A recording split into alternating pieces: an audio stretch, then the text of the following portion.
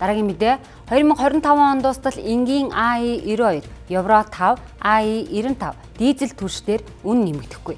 Одоогоор боломжит хамгийн бага үнээр авах хүсэлтэд өгсөн гэж аж үйлдвэр эрдэс баялагын яамнаас тайлбарлалаа.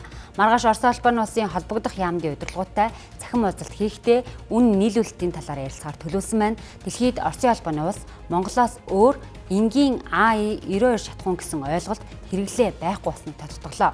За Евро 5 стандартын АИ-92 шатхуун нь машин техникт болон байгальд ээлтэй шатхуун юм байна.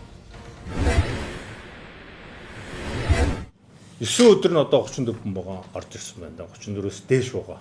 За бусад өнөөдөр 23 чинь 13 өдөр нь АИ-92 бензин байна.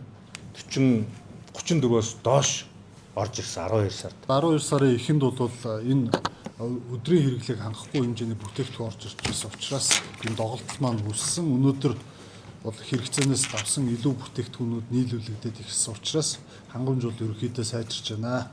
Ховд аймагт барилга болгон бомтоор өмнө зөвхөн дизель түвшин импортоор орж одоо айлын талаас хятадын талаас тавьж байгаа аюултай ачааныхаа дүүрэн шаардлага бомтынхаа статустай холбоотойгоор зөвхөн дизель түвшин импортоор орж ирдэг байсан бол энэ сараас эхлээд одоо А92 автомобилийн импортоор орж ирэх нөхцөл бүрдсэн.